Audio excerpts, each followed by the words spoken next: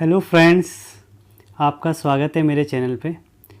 तो आज मैं आपसे एक बहुत ही इम्पॉर्टेंट स्ट्रेटजी शेयर करने जा रहा हूँ।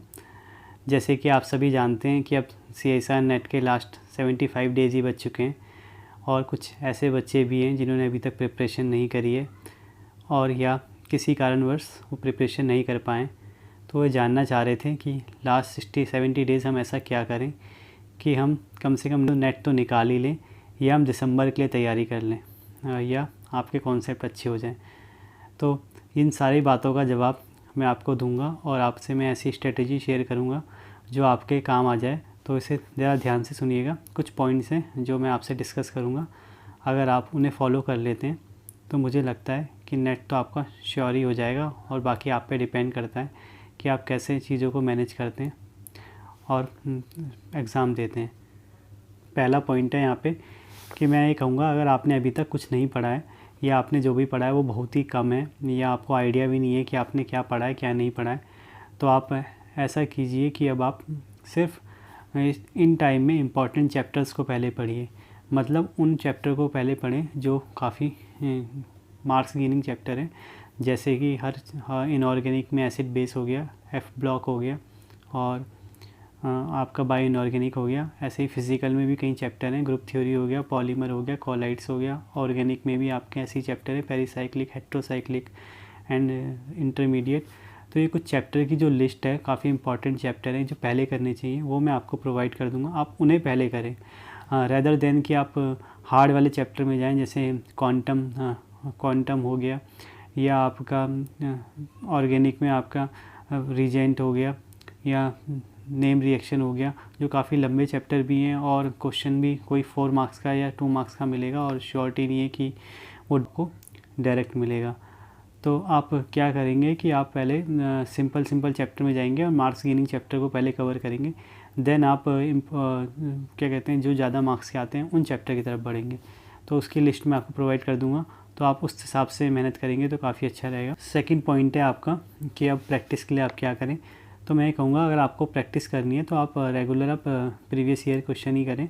बिल्कुल भी कोई भी नया असाइनमेंट आप ना छुएं किसी भी कोचिंग का या कहीं से भी आपको कोई मटेरियल मिलता है असाइनमेंट के रिगार्डिंग, तो अब आप ना छुएं क्योंकि टाइम बहुत कम है। अगर आप असाइनमेंट करेंगे तो उससे 2 प्रॉब्लम आपको देखने को मिल सकती है। एक तो असाइनमेंट सब ने अपने तरीके से बना रखे होते हैं, किसी में हार्ड मतलब किसी में कैसे क्वेश्चन डाले होते हैं, किसी में कैसे क्वेश्चन डाले होते हैं, और सेकंड क्या पता आपको उनका सॉल्यूशन नहीं मिल पाएगा, तो अब आप कंफ्यूज होंगे।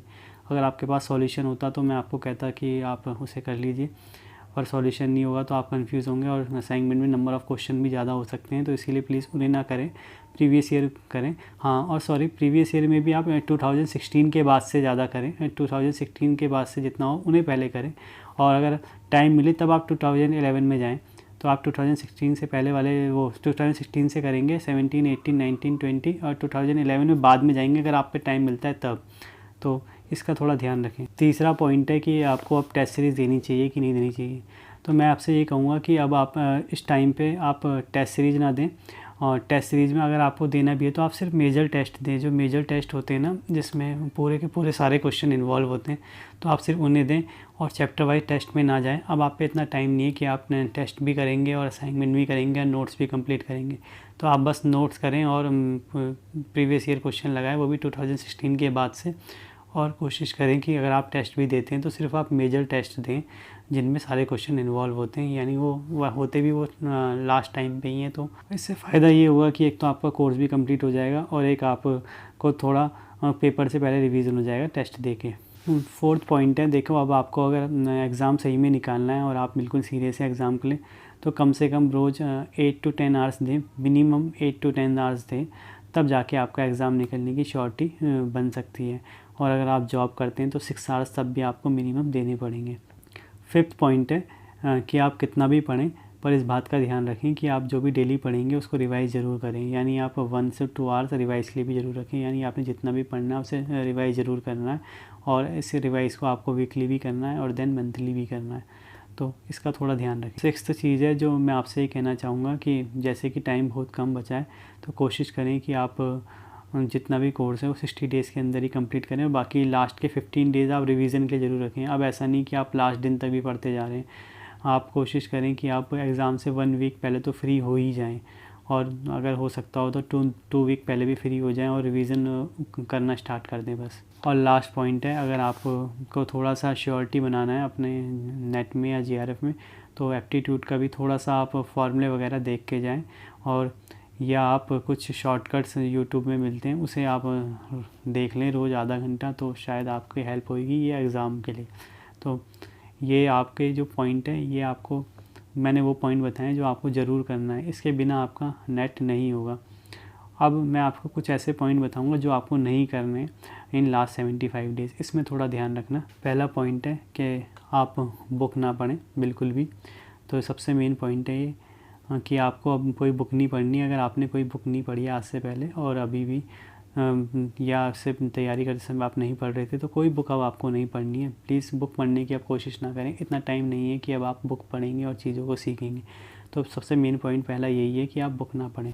सेकंड पॉइंट मैं आपसे ये कहना चाहूँगा कि अब आप किसी प्रकार के एक्स्ट्रा क्वेश्चन सॉल्व ना करें, और अगर असाइनमेंट भी सॉल्व ना करें किसी भी कोचिंग के, अगर आप पे सॉल्यूशन नहीं है और या वो कुछ ज़्यादा ही नंबर में है, तो आप उन्हें बिल्कुल सॉल्व ना करें। और कोशिश करें कि आप सिर्फ प्रीवियस ईयर लगाएं, और वो भी 2016 के बाद से लगाएं। थर्ड चीज़ है कि अब आप ऐसा ना करें कि आप ये सोचें कि अब मुझे जल्द से ज़्यादा से ज़्यादा नोट्स इकट्ठे करने हैं या ज़्यादा से ज़्यादा पढ़ना है इतने कम टाइम में। आपको मैंने जो बोला है कि इस चीज़ का ध्यान रखें कि आपको लिमिटेड पढ़ना है, अपने रिसोर्सेज को लिमिटेड करें, यानी आप कम पढ़ें पर अच्छा पढ़ें।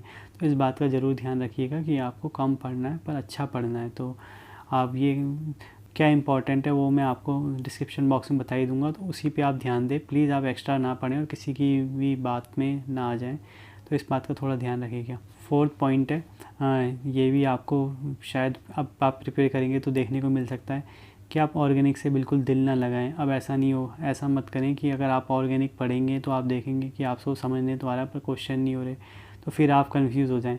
तो प्लीज़ आप ऐसा कुछ ना करें। ऑर्गेनिक में ऐसी प्रॉब्लम क्यों आती है उसके लिए मैंने एक ऑलरेडी वीडियो शो बना दी है, तो आप उसे देख सकते हैं।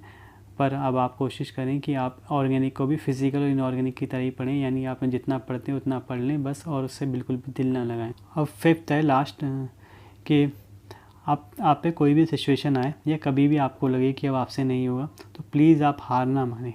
देखो अब वैसे ही कम टाइम बचा है, वैसा हो सकता है कि आपको हर 5 दिन में या हर 2 दिन में ऐसा लग सकता है कि आपसे नहीं होगा, पर आपको हार नहीं माननी है। और कभी भी अपने प्लान को लंबा ना बनाएं। अब ये मत ना सोचना कि आपका जून में नहीं हुआ तो अब दिसंबर में की तैयारी कर लेंगे, चलो दिसंबर में हो जाएगा। प्लीज़ अपने प्लान को लंबा ना बनाएं। कोशिश करें कि आप इसे ही लास्ट मानें, चाहे आपको दिसंबर तक जाना हो तो भी, क्योंकि जितना आप अभी कर लेंगे वो आपके बाद में भी काम आएगा। और क्या पता, हो सकता है इस बार पेपर आसान आ जाए और आपका इसी बार हो जाए, या कुछ ऐसी सिचुएशन बन जाए कि आपने अच्छे से पढ़ लिया और वही चीज़ें आ जाए तो आपका हो जाए। तो इसलिए आप ना कोई भी लंबा प्लान ना सोचें, क्योंकि कल क्या होगा, आपको किस सिचुएशन में मेहनत करनी पड़ेगी, कैसा पेपर आएगा, वो सब फिर दोबारा नए एग्ज़ाम पे नई चीज़ें डिपेंड करेंगी। तो प्लीज़ आप बिल्कुल लंबा प्लान ना बनाएं, और कोशिश करें कि इसे ही आप ये सोचें कि यही मेरा लास्ट बार, यही मेरा लास्ट टाइम है और इसे ही मेरे को देना है। तो अच्छे से अच्छे पढ़ें, अच्छे से अच्छा पढ़ें और ज़्यादा से ज़्यादा मेहनत करें। तो इन बातों का अगर आप ध्यान रखेंगे तो आई थिंक आपकी सारी चीज़ें मैनेज हो जाएंगी और आप एग्ज़ाम निकालने में कैपेबल हो जाएंगे। तो थैंक यू। आई होप आपको ये वीडियो पसंद आई होगी, और आगे भी ऐसी इन्फॉर्मेटिव वीडियो देखने के लिए चैनल को सब्सक्राइब करें, वीडियो को लाइक करें और शेयर करें। Thank you.